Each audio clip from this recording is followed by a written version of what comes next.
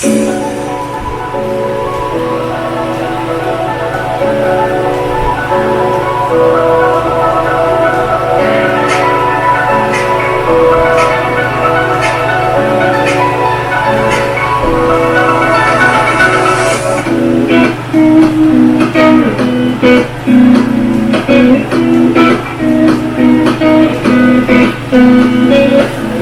now we are at the Cordillera Ballroom at BCC, and as you can see, the stage right here, right now, is so amazing. The lights are everywhere and they're beautiful.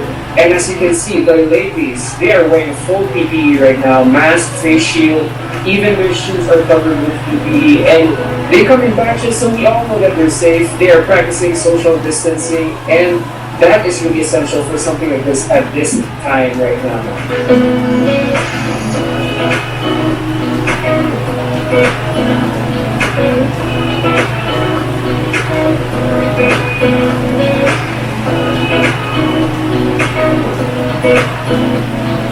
So that just concludes the rehearsal for the preliminaries, and of course, everyone is safe in their face shield, face mask, and a full set of PPE from head to toe.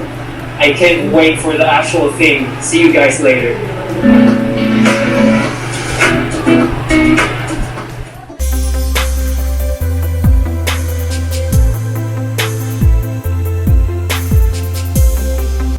So, hello. Kamusta? I hope you guys are doing good. I hope you guys are doing fine. So, another video naman tayo. And yes, welcome back to my channel. My name is TheGeriGeneral. And for today's episode, pag-uusapan natin or samahan nyo kumanood ng Miss Universe Philippines 2020 Preliminary Night. Ano? Tara! So yun na nga guys, samahan nyo ako ngayon manood ng preliminary judging or preliminary night ng Miss Universe Philippines 2020 na kung saan kasama po ang aking alaga or ang aking kandidata for Miss Universe Philippines Pasay na si Zandra Santa Maria, at ngayong gabi, ngayong gabi ang kanilang preliminary night na kung saan ipapakita nila ang national costume, swimwear, and evening gown. Plus, isama naman natin ang introduction. Kaya naman, super duper excited ako. I'm pretty much sure ang sangkabaklaan ay super excited na rin, di ba? Kaya guys, ito, samahan niyo na ako at panoorin natin sabay-sabay at sabay-sabay tayo mag-react sa pamamagitan ng comment ninyo sa baba kung ano nga ba at sino nga ba ang inyong napupusuan para sa Miss Universe Philippines 2020. So, ang gagawin natin ngayon is maghahanap tayo ng sa YouTube ng Miss Universe Philippines 2020 Preliminary Judging. Ito, tingnan natin itong isa. At sabay-sabay tayo mag-react. I think, unang-una muna is ang intro. Tingnan natin. Oh. Diba?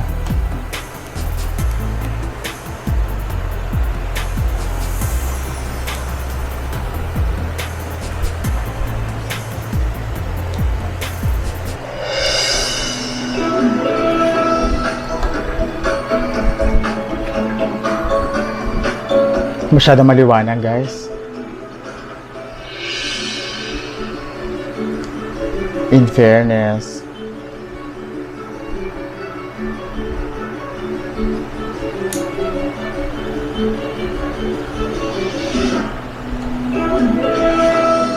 I love the stage. I super love the stage. And si Benjamin Alves ang kanilang host for tonight. Mabuhay and welcome to the preliminary competition night of Miss Universe Philippines 2020. I am your host, Benjamin Alves, and we are here at the Cordillera Convention Hall of the Baguio Country Club, the first and only 5-star mountain resort here in our country. And now, Universe, it is time to meet some of the most phenomenal Filipinas wearing their exquisite, modern, and traditional national costumes. Taray, national costume na.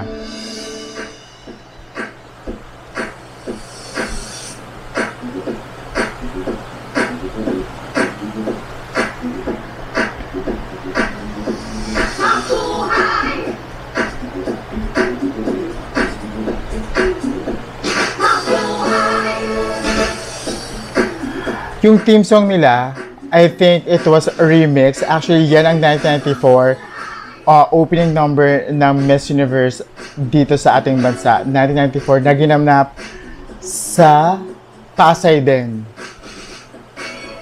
Ayun nga, adlaw kinitanan. Ako si Cristel Apelio, nag-representa sa probinsya Kitaklan. Bongga rin to, ang laki ng pinagbago niya. Ang sexy niya. Albay, go Albay. My dad is from Albay. Ruhay! Ako dyan si Joseph Marino Benta, halin sa probinsya Pangantique. Mabuhay! Siya ni Bea Maynigo at kapoy si Ciudad de Baño.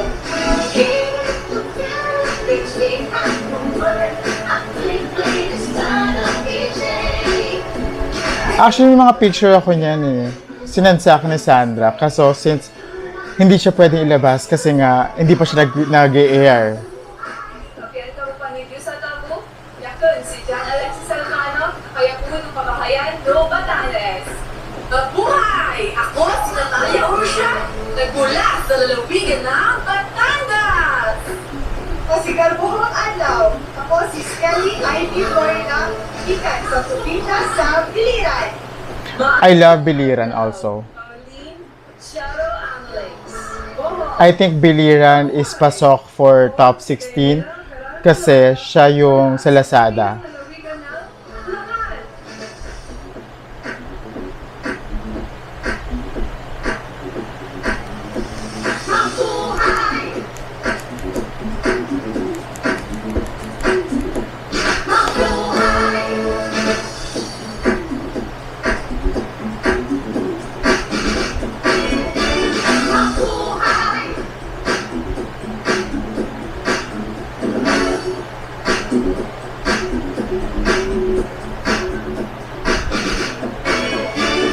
Imbag na algaw kada kayo ami. Siyak ni Marie, Danica, Madrid, Reynas, Cagayan, Bueque. Maray na algaw sa Indoga Boss. Ako si Crisaline Moreno, hali sa probinsya ng Camarines Sur. Kamsur! I love Kamsur! Ako si Province namin. Province ng mom ko actually.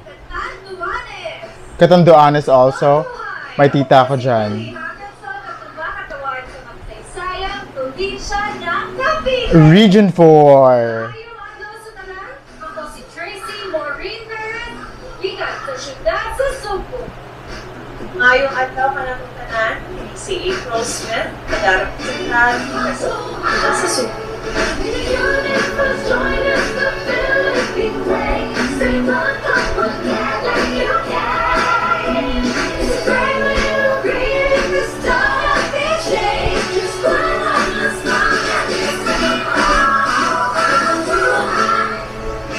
Maayong adlaw kaninyong kanan, ako si Eliza Flor Malinaw, gikan sa Davao. Front runner. Front. Province of Davao del Norte. Ngayong adlaw sa tanan, pili si Mariel Joyce Pasco, ikan sa Dakbayan sa In fairness sa mga national costume ngayon, as in, alam mo yung pinagpaguran, talagang in-important yung mga national costume ngayon. Ako gali si Rabia Oxenia Mateo. Kinakailangan naman talagang pagbigyan ng effort kasi nga first Miss Universe Philippines, Kim Crisalo, representing Iloilo Province. 'di ba? Naimbangan daw na kayo amin. Siya, kaya daw magpisawanika, mangirepresentar, siya, Ilocos Sur.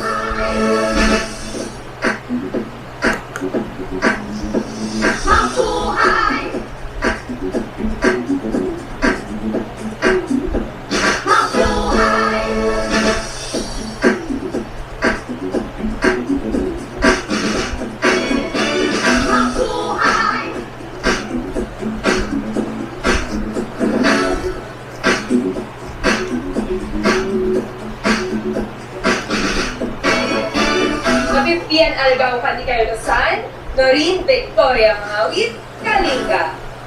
Naimbang na aldaw ka na kayo amin ako, Trisha, Bartolomeo Campos. Ang effort, ang ganda ng mga national costume. Joanne de la Torre. 'Di ba? Laguna.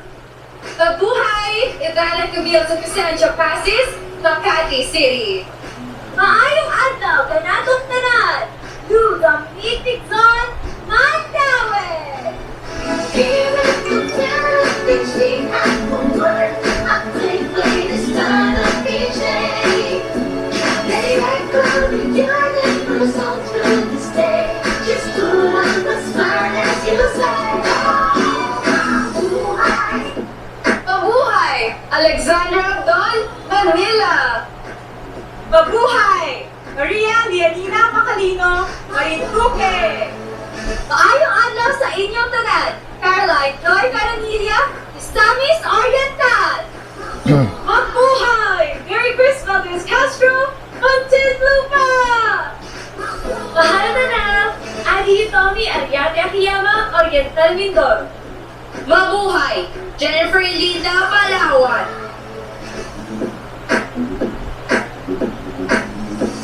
Mabuhay! Mabuhay!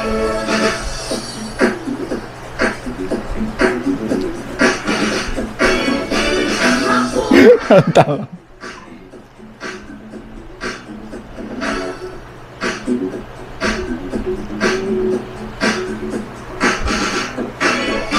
Maya Baldo po kaya kayaman. Yaku po ay Patricia Pineda Santos, parang King Pampanga. Nano sa buri mo. Ako si Maria Nina Popuyok Soriano, Opa, Pangasinan. Encantadia. Good day. I am Isabella Rojas Ismael, Parañaque City. Magandang araw Pak. sa inyong lahat. Sorry. Jeffrey Nicole Santa Maria, Sorry. Ibang-iba sa lahat. Rihanna Agas sa Pangilian, Pasig City. Ka-roommate ni Zandra. I'm Michelle Teresa Imperial Gumaba, representing Quezon City. From City of Stars, Star City.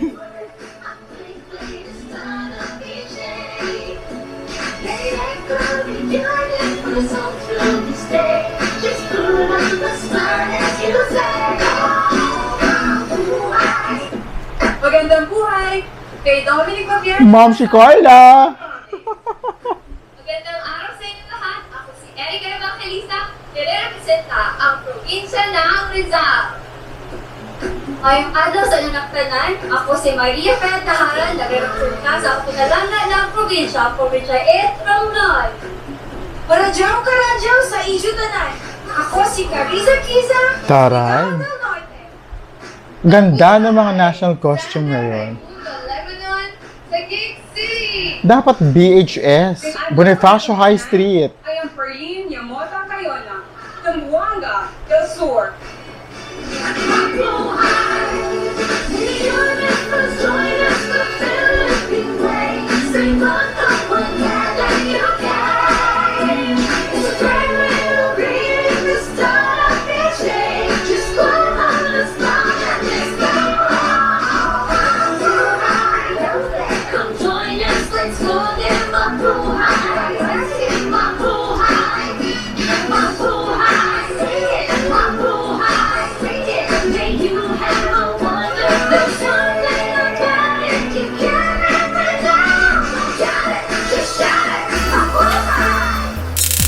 So ayun ang national costume ng Miss Universe Philippines 2020 candidates natin. Okay, first off, kay Pasay muna kasi siya yung under sa akin.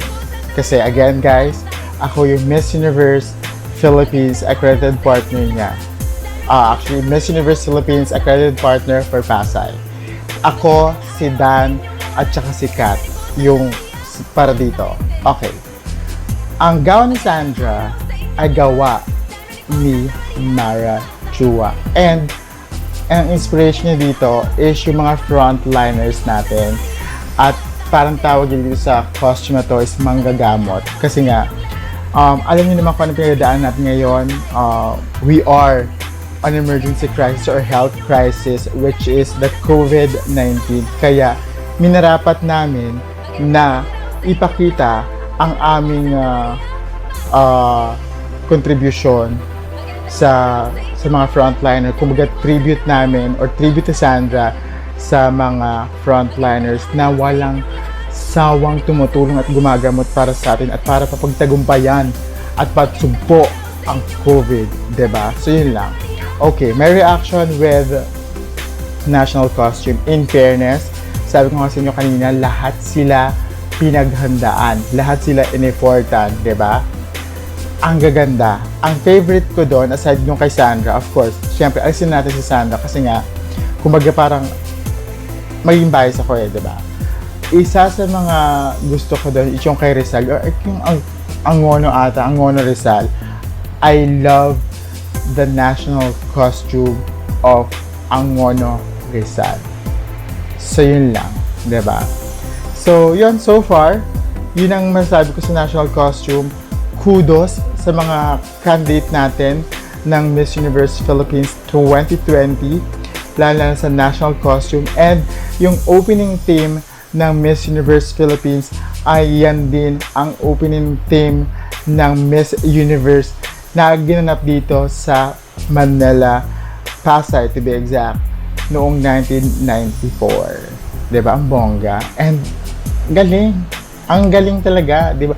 Akalain nyo, kinakailangan naman talaga magbigay ng effort lahat ng mga kandidata sa Miss Universe Philippines kasi unang-una or kauna-unahang Miss Universe Philippines to sa ating bansa. Diba? Siyempre, mga Philippines kasi nga Miss Universe Philippines. Miss Universe Philippines ganapin sa Amerika. Diba? So yun. In fairness, ang galing lahat. Ang ganda, wala ako masabi. Again, for me, ang Ngono Rizal ang best costume para sa akin. Next naman ay ang ating swimsuit competition. So guys, forward na lang natin siya para nga naman masyado mahaba. It's 1 hour and 36 minutes. So magbibigay na lang ako ng comment after. So again, swimsuit na tayo. And of course, kay Pasay natin siyang pisahan.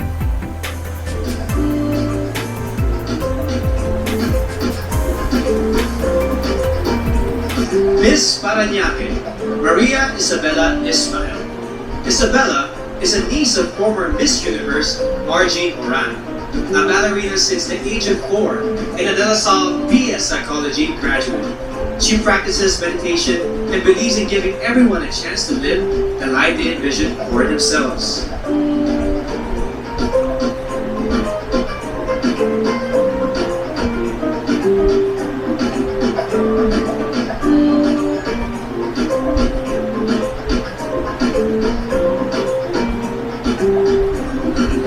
Miss Pasay City. Pak Zandra. Santa Maria. Zandra is a songwriter and plays a ukulele. She wears a size 12 and because of her height, she used to be delegated to male roles in her high school theater. Being a flight attendant fulfills her dreams of traveling and becoming one with nature. Taray, becoming one with nature.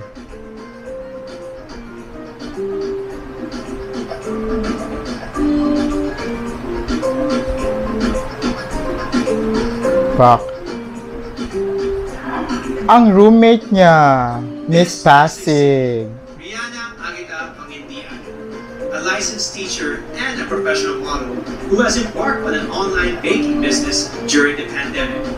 As a victim of bullying, she mentors the youth to encourage them to live a life with meaning and purpose.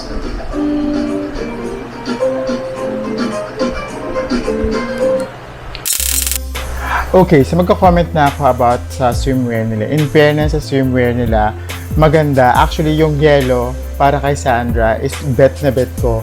Kasi lumalabas talaga ang kulay ni bakla, ni Zandra Nicole Santa Maria pag yellow ang suot niya. Nung nag-shoot kami sa may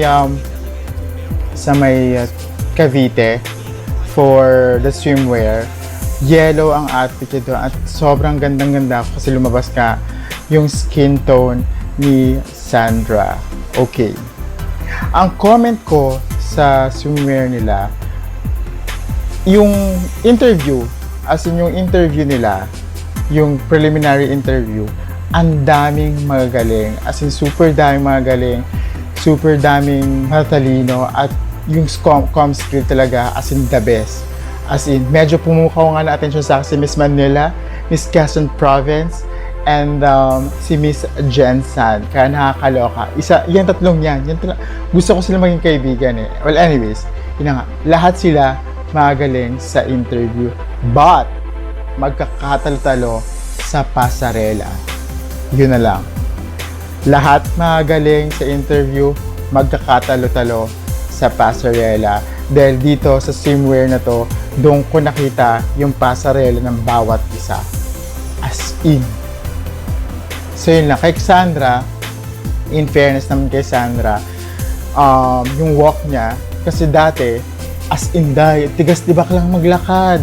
Pero now, seeing her walk sa stage ng Miss Universe Philippines 2020, ang laking improvement.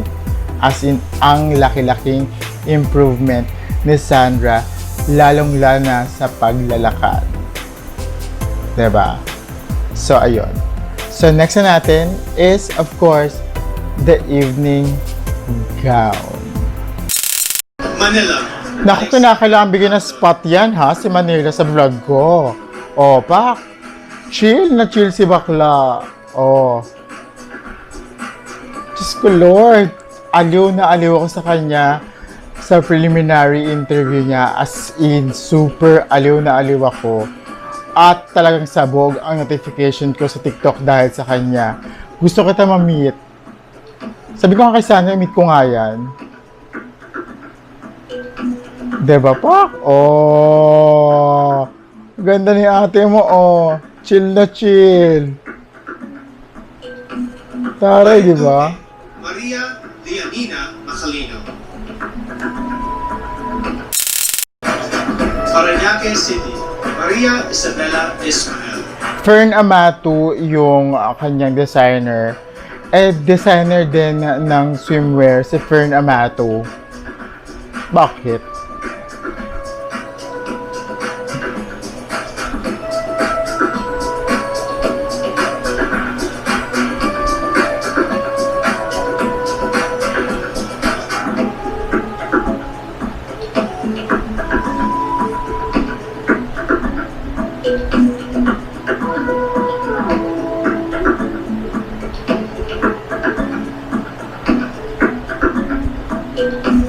Pasay City.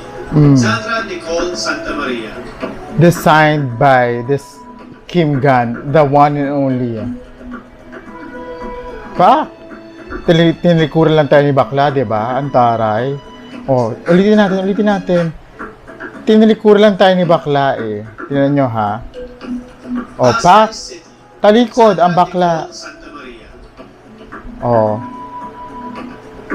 Pak, talikod uli, umikot, kaloka. In fairness sa lakad ni bakla,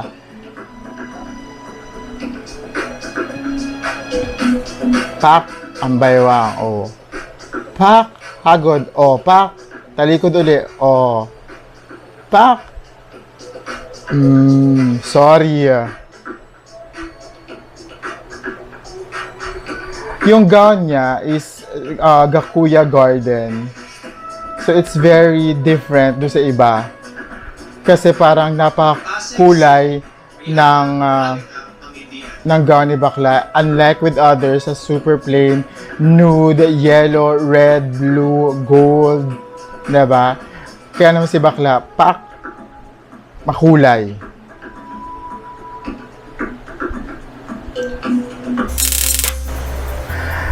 So regarding naman sa mga evening gown ng mga candidates, in fairness, marami ring maganda, maraming parang iba binili na sa Divisoria, sa Baclaran, pero the rest, ang pinakamarami is maganda. Yung iba pare-paras ng kulay, yellow, blue, red, nude. Kaya binago namin yung kay Zandra, or binago ni Kim Gun yung kay Zandra, kasi alam ni Kim Gun na ang mga contestant is gaganong kulay. Maraming ganun, blue, maraming yellow, maraming orange, maraming red. may green or whatsoever at gold. Kaya yung kay Zandra is talagang kulay pasabog, diba? In fairness, sa walkathon ni Zandra, pack na pack kasi tinalikuran tayo ng ilang beses, diba?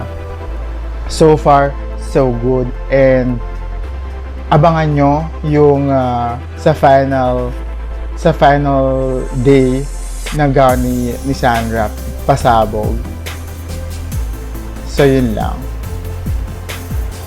And also, comment with other things. In fairness with the stage, nagmukha siyang malaki. As in, nagmukha siyang malaki. Where in fact, maliit lang siya. Diba? Maliit na siya. Nakita niyo naman yung panel. Naka-5 panels lang. So, ibig sabihin, super liit lang niya.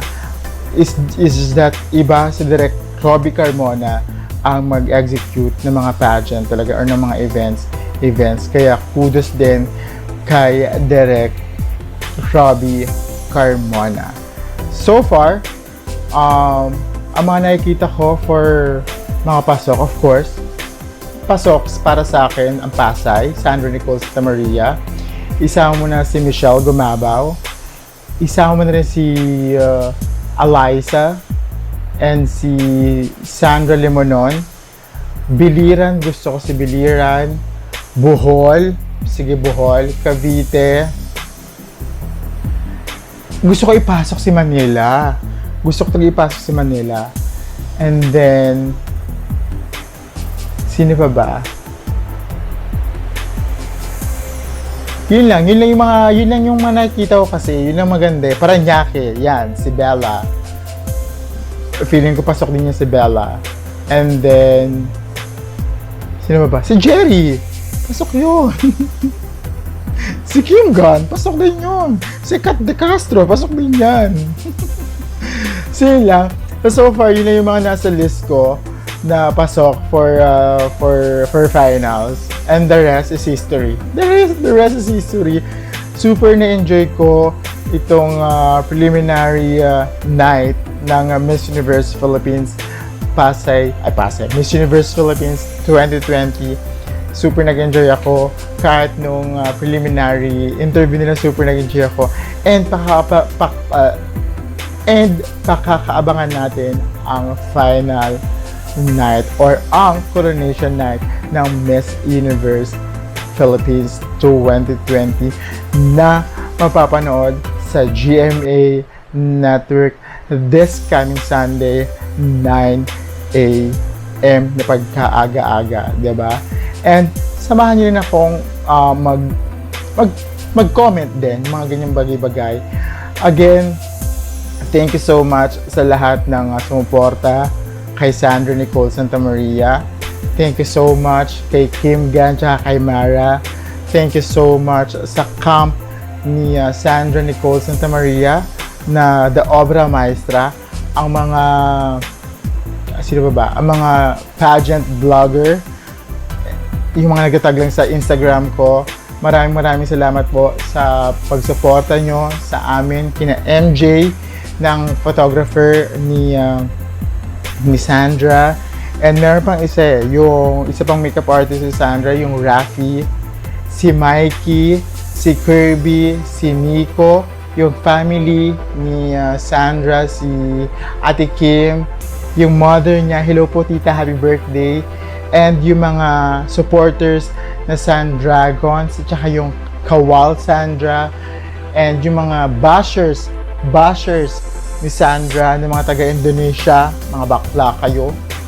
Hindi naman naiintindihan eh. Eto kayo. Sila. Again, thank you so much. Super nag-enjoy ako sa preliminary night ng Miss Universe Philippines.